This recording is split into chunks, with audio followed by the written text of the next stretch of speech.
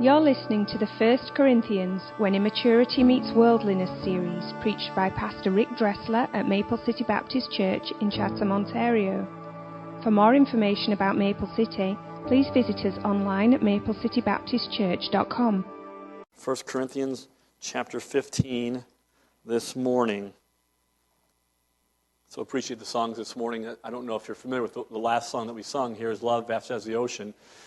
You might think that's a new song. It is not.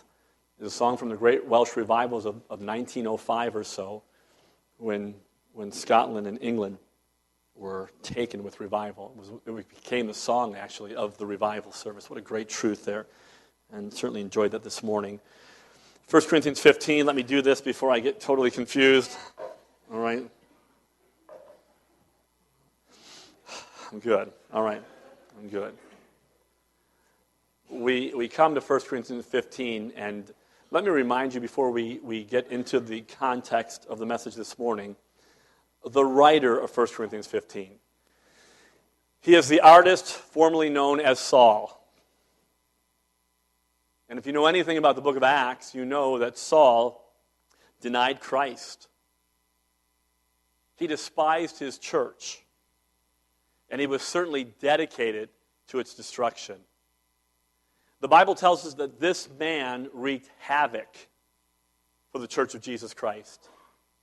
And yet we come to 1 Corinthians 15, and here we have Saul, who is now Paul, and not only has he been changed, but he has written about half of the New Testament. And the portion that we will read today comes from him. And so you might ask, what is it that could possibly change a man like this? One who hated the church, who hated Christ, who hated his people, who persecuted it, and now he is a proclaimer of the truth of Christ. What could change a man like this? And the only answer is that Saul of Tarsus saw and came in contact with the risen Christ of the Bible. It's the only thing that can change any man or any woman this morning. And our prayer this morning for you is, if you do not know this risen Christ, that you would come in contact with him, because when you see him for who he is, your life will be transformed. And Paul's life was transformed. Not only transformed, completely transformed, but this encounter with Christ was foundational in Paul's understanding of his own life, of death, and his future resurrection. And so we come to 1 Corinthians 15. Look with me, if you would, at verse number 35.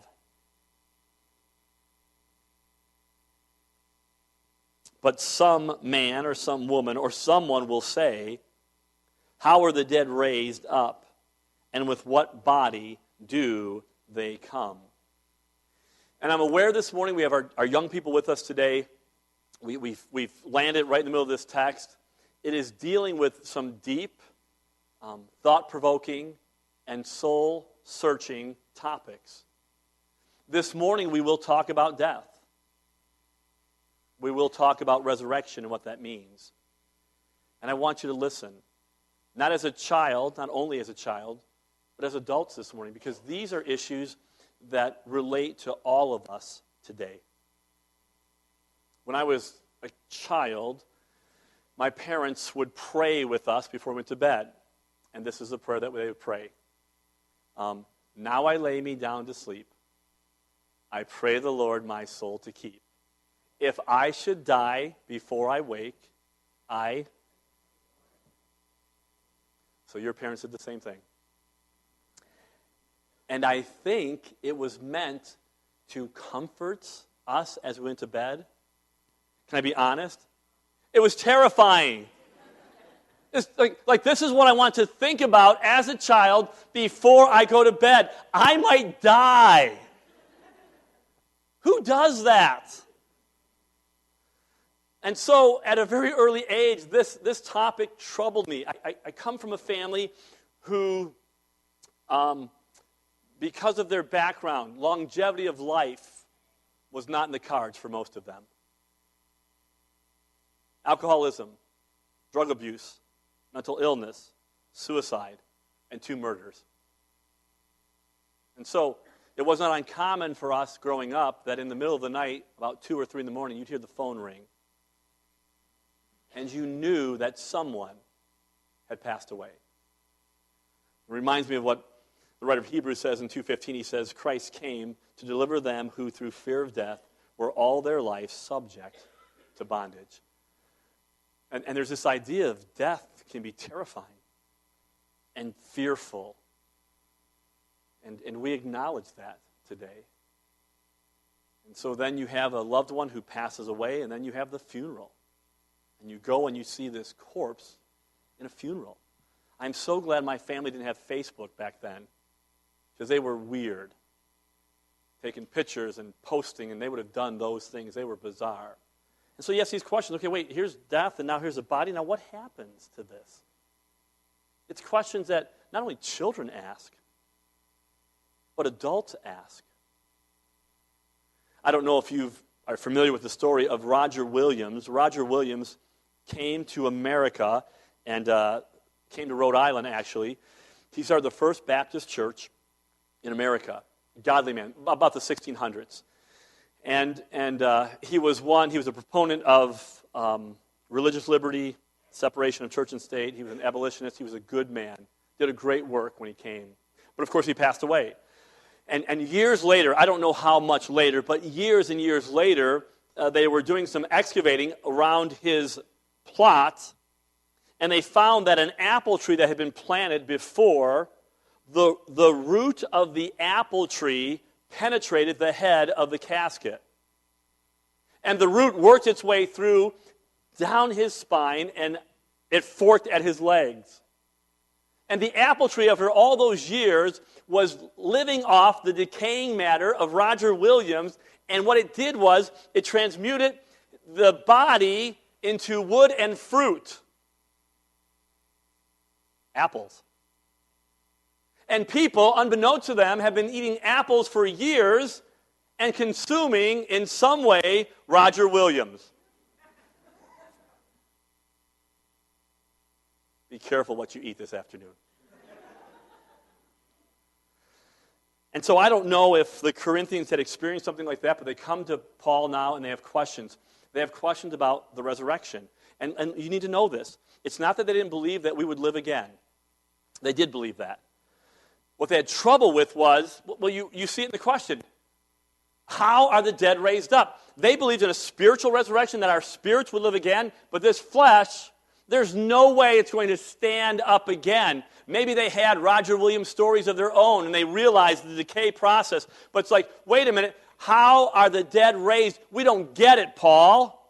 And not only that, if it were possible, what kind of body would they have anyways? And their idea with Paul is, you're crazy. Because they don't believe this. They would say, like the millionaire from Gilligan's Island, this is preposterous, lovey. Right? There's no way. And I just realized my audience is not that old to understand Gilligan's Island. All right? That's okay.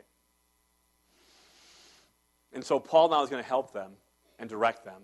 And listen, I believe that this morning that this is a topic that all of us need to hear and understand what the Bible says about life, death, and a physical standing up again of our body. And so Paul's going to answer a question now, but some man will say, how are the dead raised, and with what body do they come? We don't believe it, Paul. And look what he says in the next verse. He says in verse number 36, thou fool. Let me ask you a question. Good word or bad word in context of someone talking to you? Bad. Bad. If someone says, you are a fool, it's not a compliment. It just isn't. And here's a reminder by Paul that true words are not always nice, and nice words are not always true. And Paul says, you're a fool. Harsh. Now, I think what makes this even more interesting is, if we're familiar with the Old Testament, the book of Proverbs talks quite a bit about fools. And as you read the book of Proverbs, you understand the fool has said in his heart, there is no God. The idea is that you are foolish when you don't take God into account of your thought process. You're a fool when you leave God out of the equation. And so Paul says, listen, you folks, you are foolish because in this process that you don't believe, you have put God to the sideline. And he says he's already given you an example of how this can and does work. Look with me now at the end of verse 36. He says, thou fool, that which thou sowest is not quickened except it die. And that which thou sowest not that body that shall be, but bear grain. It may chance of wheat or of some other grain. But God giveth it a body as it hath pleased him, and to every seed his own body. And so Paul says, wait, you're foolish if you're wondering how in the world can the dead live again and be raised physically. God has already given you an example of how this works, and the example is in the life of a seed. Life of a seed.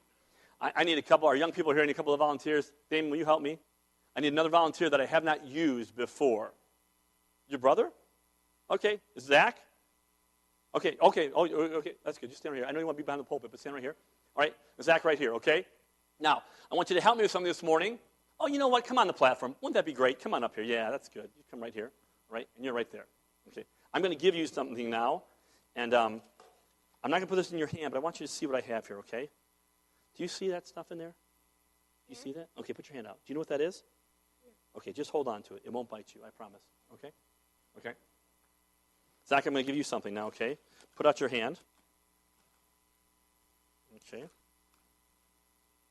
Okay, do you know what that is? Do you know what kind of seed that is? It's a watermelon seed. Good, okay. Zach has the watermelon seed. Damon, you have strawberry seeds. They're almost impossible to see, but they're in there, aren't they? Okay, don't eat them, okay? Okay. Okay, good. Okay, now I want you to hold them in your hand, okay? Just hold them in your hand. This might be a long morning, all right? Now I want you to tell me when they start to grow. Just look at them and just tell me at any moment when they start to grow.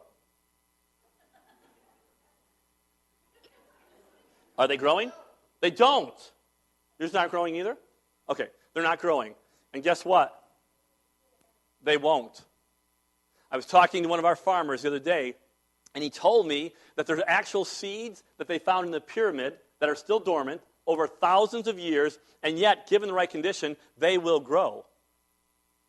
But these kids could hold these seeds for 1,000 years in their hands. They're not growing. And Paul says it's because they have to die. Now, our farmers would not say die. They might say they have potential energy, is what I'm told. But Paul is saying, when you put it in the ground, like a body, the seed then, it dies. These seeds are not growing until they go into the ground.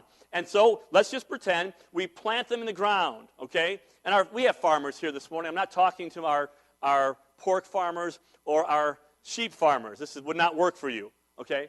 You don't want to put your livestock in the ground. Okay. But for our farmers who do corn and soy, I saw Walt is here. I didn't know if Jacques is here this morning or not. Maybe we have other farmers. My brother Alan farms too in the past. Oh, Jacques is there. Okay. So you plant the seeds in the ground, say corn or soybean. So farmer, then tell me what you do then to make that grow. I mean, do you blow a horn? Do you speak to the seed?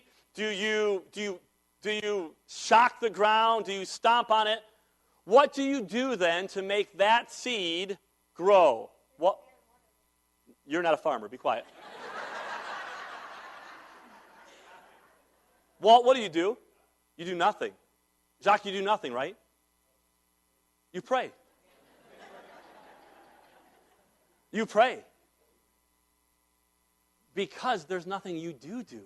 And I think so many times we don't understand how miraculous this is. You put a seed in the ground, it dies, it's in the ground, and somehow, some way, something happens. God does it. That's Paul's point. So let's just say we put these seeds in the ground, okay, and then after, I don't know what the process is for strawberries or watermelon, maybe 4 months, 5 months, I don't know. I know corn and soy are 5 to 6 months. Then it grows. And so they're all excited, and these boys come back, and what they find is thousands of seeds.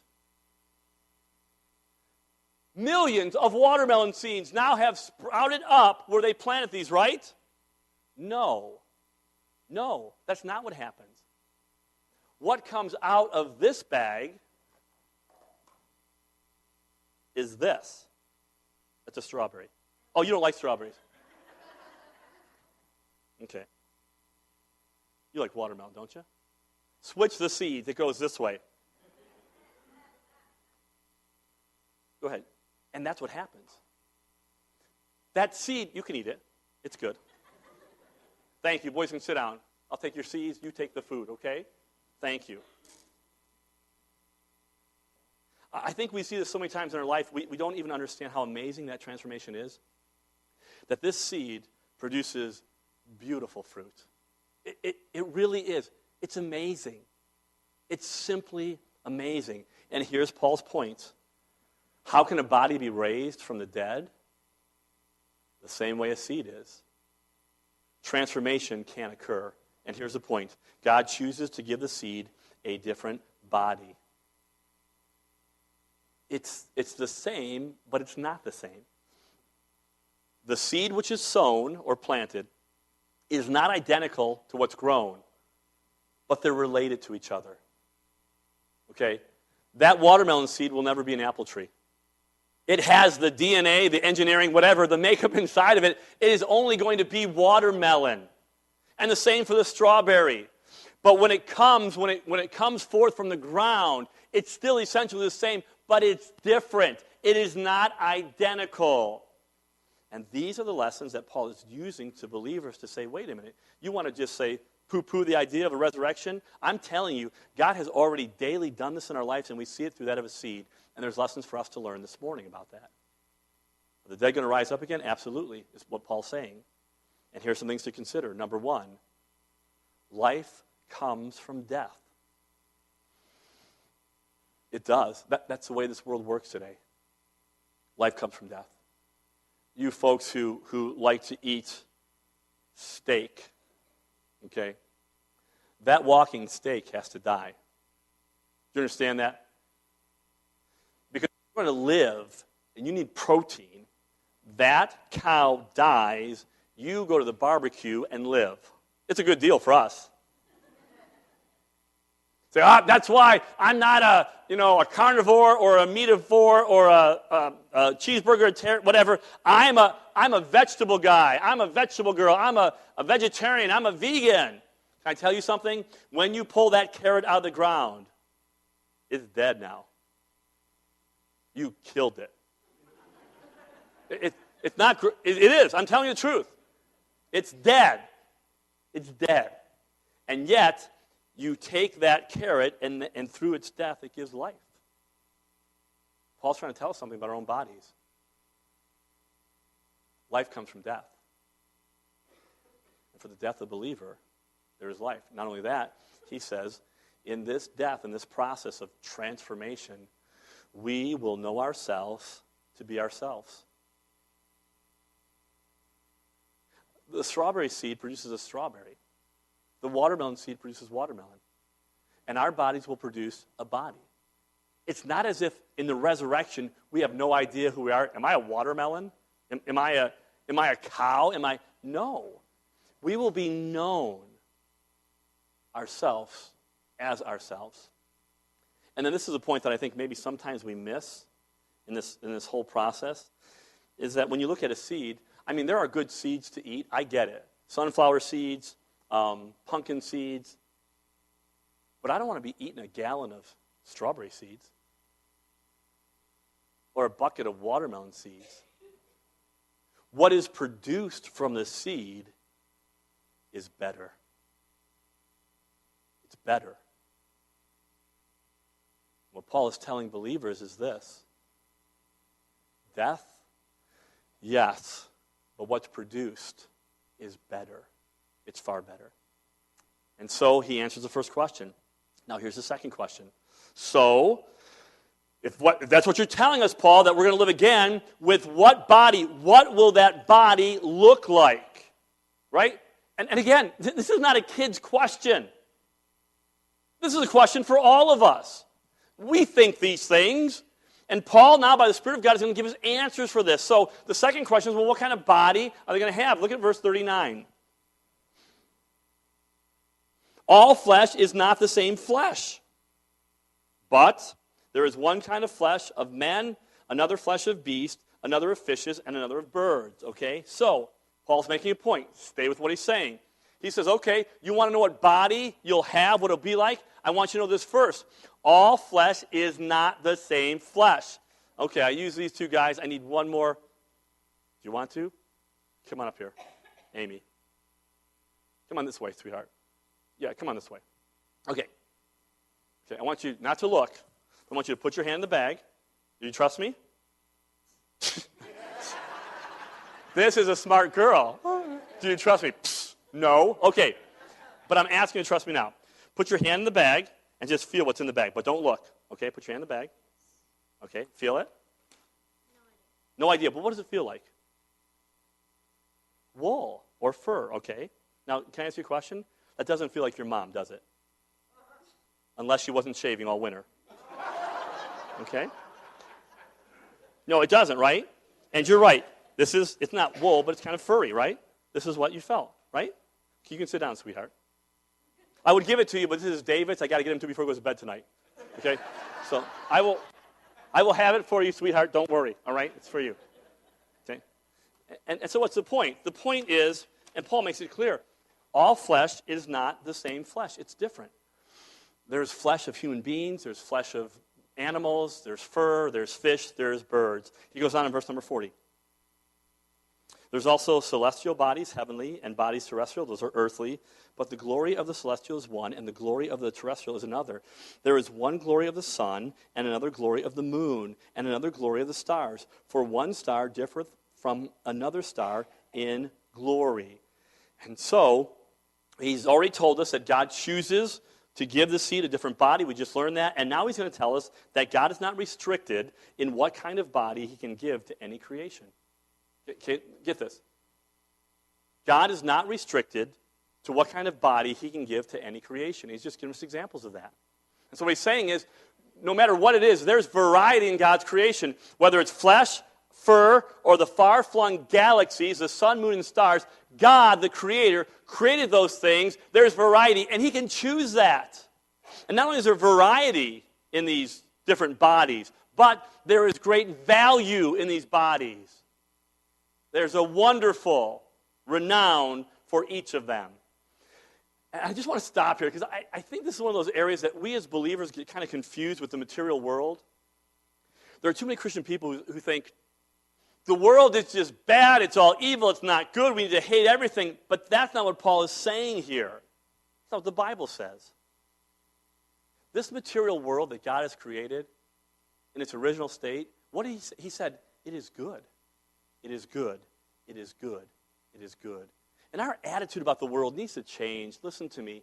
Our God created a world that was good, and it is good. I get the fall. I understand those things. But God's gifts are good, and they're to be enjoyed. They're to be enjoyed. They are good. All of it. It's good. Enjoy it in God's way. Now, they're not an end in themselves. Granted that. They should point us to the giver of the gift. But we as God's people should acknowledge that they are good, and not only are they good, but we are to steward those gifts for God's glory. And so, understand that. His gifts are good. And not only that, you have a glory all your own. It's interesting what Paul says. There's a glory of one type of flesh. There's glory of the stars, the moon, the sun. It is glorious for a bird to be a bird. It is glorious for a whale to be a whale. Did you know whales will just jump and play in the sea? For what purpose? It's glorious. It's a whale. He's being a whale. It is glorious for a man to be a man, and it is glorious for a woman to be a woman. That's how God created us. And we have glory in that. And not only that, this is the amazing thing that you cannot miss. Out of all the creation that shows the glory of God, there's only one that reflects his image. There's only one that he breathed into the life. You and I this morning are glorious because we are image bearers of God. All of us. That's why humanity, no matter what stage, where they're at, what they look like, has value, worth, and dignity. Everyone. And it doesn't matter this morning, your size, your shape, your color, whether you're ginger or not, it doesn't matter. Because God says you are glorious. And I think we fouled this up. I really do. I heard a report just yesterday, actually, that men are more vain than women. Why are you shaking your head like, yeah, that's right, okay. They say that men will look at themselves 23 times on average a day, and women only 16. I don't believe that, okay? But it might be true. But I'll tell you what I do know. I know that when it comes to feeling good about yourself, men hardly ever have a problem with this. Wake up in the morning, doesn't matter what I look like, I look good. Are women like that? On average, no. No. They're often critical of themselves. And what I'm telling you, you've got to quit hearing the voices of this world that are telling us lies about our body image and who we are. God says who you are is glorious. It's glorious. So don't hate it. It's glorious. Warts and all, it's glorious. Stretch marks or not, it's glorious. For Pete's sake, you gave life. How could that not be beautiful? Wrinkles and all, it is glorious. And what we ought to be doing is we see God's creation and the greatest of his creation, men and women, to say, God, I thank you. I am fearfully and wonderfully made. And I reflect the glory of who you are. That should be our attitude. And that has to change. And so, don't hate it. Take care of it. Don't worship it. It's going to change. But thank God for his creation. Verse 42. He now talks about the reality of now. Right now, where we live, where we find ourselves in this body. And verses 42 through 44, he says, here's the reality of our bodies now. It is sown in corruption, it is sown in dishonor, it is sown in weakness, and it is sown naturally. And he's going to make a comparison here because he's setting us up for saying, okay, this is what's now with your body, this will be the future. And so those words are interesting. Verse 42, he says, it is sown in corruption, which means it is perishable. This is an area for the next few moments that you will completely agree with, no matter who you are. This body that we have now is perishable. It is corruptible. It is going to die. It is winding down. You and I have shelf life and an expiration date. You hear the new survey out? 10 out of every 10 people will die. It's true. And so Paul says, I want you to know this body right now, it is perishable. And then he says, it's sown in dishonor. It's planted in dishonor. It means a loss of standing. It means sin has robbed us of what we could be. Our mental and physical faculties are not what they ought to be. We understand this. He says it is sown in weakness. It means frail. You know, I've said this forever, and the older I get, the more it's true. I didn't come up with this. This is a quote from I don't know who, but it said, youth is wasted on the young. If we had the energy of a 5-year-old at 50, we'd be good. None of you would be sitting still this morning, though. Right? And we are frail. We are weak. We are winding down. And we wake up one morning and we find that we're not older. We're old. We're old. And this body is one of weakness. This really happened to me in a very visual way about 5 years ago. And I haven't told anybody this. I just told my wife this story yesterday. We were on vacation. It was about 5 years ago, and we had a big rain day, so we thought we'd go out to a mall, and we sort of gravitated, the boys and I, to a sporting goods shop. So we went to the sporting goods shop, and we were there, and we sort of found the weight section, because we sort of like that. The boys have always enjoyed exercise, I think, and so there's a weight bench there, and we looked at the weight bench, and on the weight bench, you know how they work sometimes. They have a portion where it's a curl part, where you can lean over and you can curl the weight on there.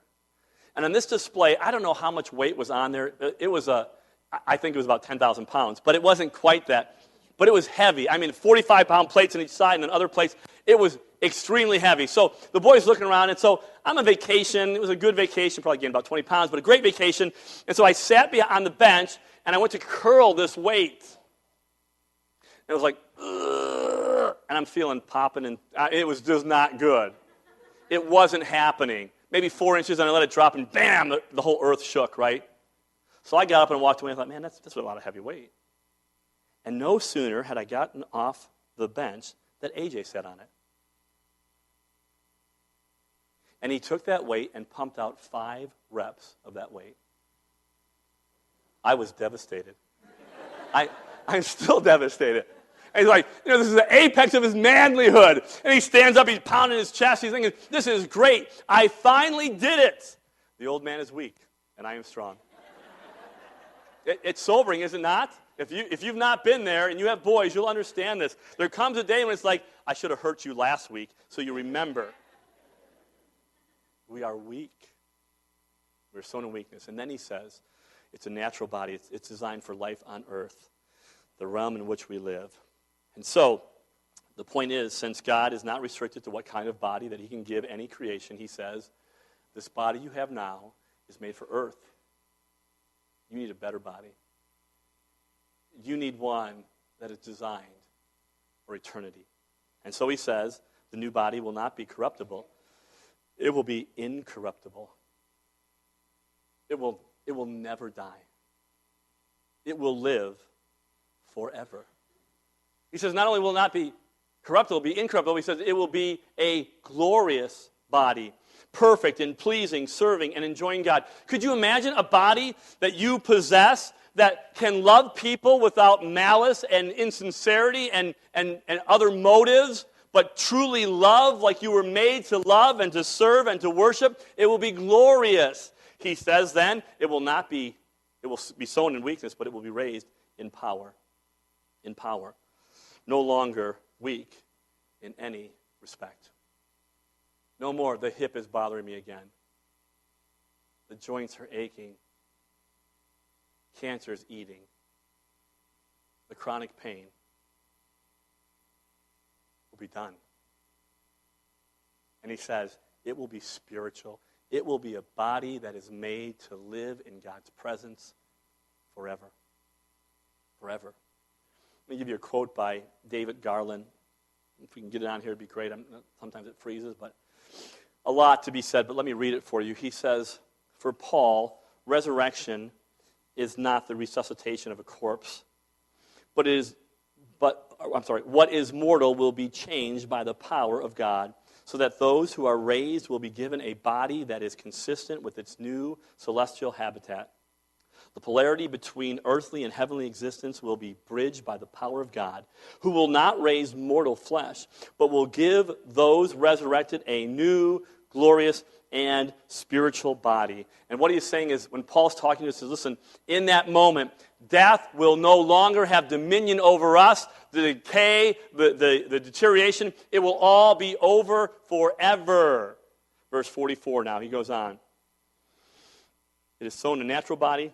It is raised a spiritual body. There is a natural body and there is a spiritual body. And so it is written, the first man, Adam, was made a living soul. The last Adam was made a quickening spirit. Howbeit, that was not first which is spiritual, but that which is natural. And afterwards that which is spiritual. The first man is of the earth, earthy. The second man is the Lord from heaven. And he gives us an example between Adam. We talked about this last week. We are born in Adam. We are children of Adam. And in Adam, we are earthly. We are natural. we are made a living soul like he was. But in Christ, it says he's a quickening spirit. And what that means is this Jesus gives life. He gives spiritual life to those who trust in him and are born again, and will give resurrected life. And then he says something amazing. He says, he is the Lord from heaven. And this really should be a mind blow for all of us. The creator of the universe, the God who spoke all of this into existence, the God whose handiwork is unbelievable, is the God of heaven, the Lord of heaven. It is Jesus Christ who walked among us, who cared for us, who died for us, who was buried for us, who rose for us, and lives forever. This is our God, he says. This is the last Adam, Christ. And so he finishes off this portion by saying in verse number 48, as it is the earthly, such are they also that are earthly. And as the heavenly, such are they also that are heavenly. And as we have borne the image of the earthly, we shall also bear the image of the heavenly. Now this I say, brethren, that flesh and blood cannot inherit the kingdom of God, neither doth corruption inherit incorruption. And what Paul is saying is this, as certainly as you have borne this fleshly body, there is coming a day for every believer that you will bear a heavenly body. I was talking to Walt this week about farming, because when I was a kid, grew up in Cleveland, I thought that stores just produced all your food. Right? You just go to the store and you get what you need there. And I knew about gardens, but it didn't dawn on me. But he was telling me something interesting about the bean sprout. That when you plant a bean sprout, and those of you who know about this, when that thing bursts forth from the soil, it doesn't matter what's on top of it. It can move an unbelievable amount of weight. It would be the equivalent of you and I picking up a bus and throwing it out of the way. It's incredible. And this is the picture that Paul gives of the resurrection of the believer, that it will be raised in power, that nothing will hold it back, that it will burst forth in a glorious, resurrected spiritual body. Now listen to me. Here's the point of all of this as we sort of wind down this morning. The reason we come here this morning and talk about all of these things and speak with confidence of all these things is all because of the resurrection of Jesus Christ. Because he came, because he lived, because he died and was buried, because the stone was rolled away, because he rose from the dead, because he is alive forevermore and has the keys of death and the grave and hell. Because of all of this, we too will be resurrected. And so it causes us to think this morning. Can I tell you something? Every body will be resurrected. Some for eternal bliss and heaven, and others for eternal destruction. So this ought not just be a feel-good message for you, like, yay, we're all going to have new bodies. Wait, what about those who don't know Christ? They'll have bodies too. But they will be separated from God for all eternity. If you're here this morning, you must know Christ. He is the way, the truth, and life. And we have people in our life who don't know him either. And we ought to start a conversation. Because as sure as we bear this body, we will bear another body. And so will they. For those of us who know him this morning, we can leave this place with praise and adoration that we have a Savior who conquered the grave. Conquered the grave. This God is mine and I am his. Because of this morning, we have hope. We still have the funeral flowers here from Shirley White's funeral on Tuesday. But because of Christ, can I tell you something? Every Christian funeral that you have ever gone to, and your own Christian funeral, is not the end. It's not the end. It's the beginning of life eternal. And we have hope. We also have a reality this morning. You read these texts of Scriptures, and don't miss the fact that Paul is not denying the reality of how hard this life is. He tells us about this body.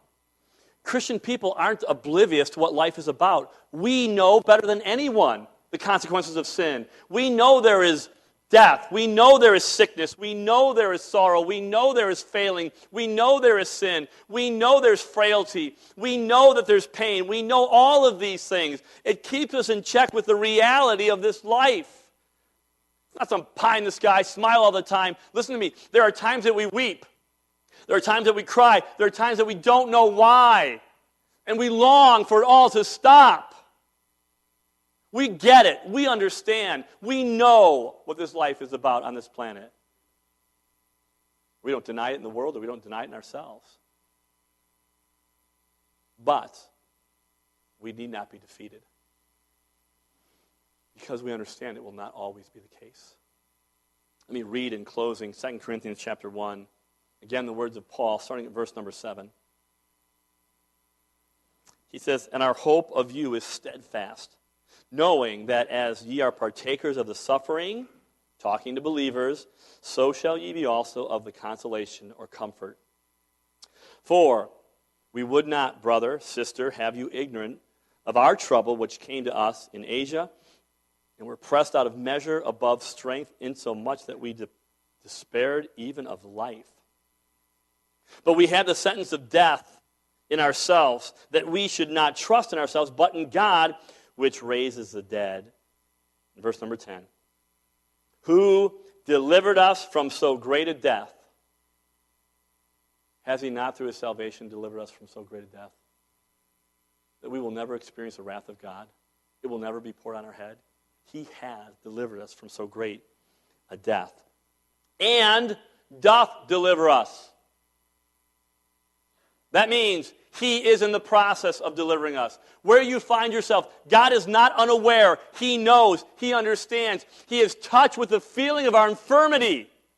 He's not left you. He is doing a deep, abiding work. He is drawing you to him. He wants you to know that he suffered. And he will walk with you as you suffer. And then he says this, "Doth deliver, in whom we trust, that he will yet deliver us." And that is our hope. That one day, no matter what happens on this earth, we will live again. We will stand up again. We will run, we will shout, we will sing, we will embrace our loved ones. And we will serve the King of Kings and the Lord of Lords. Thank God for his word this morning. Let's have a word of prayer.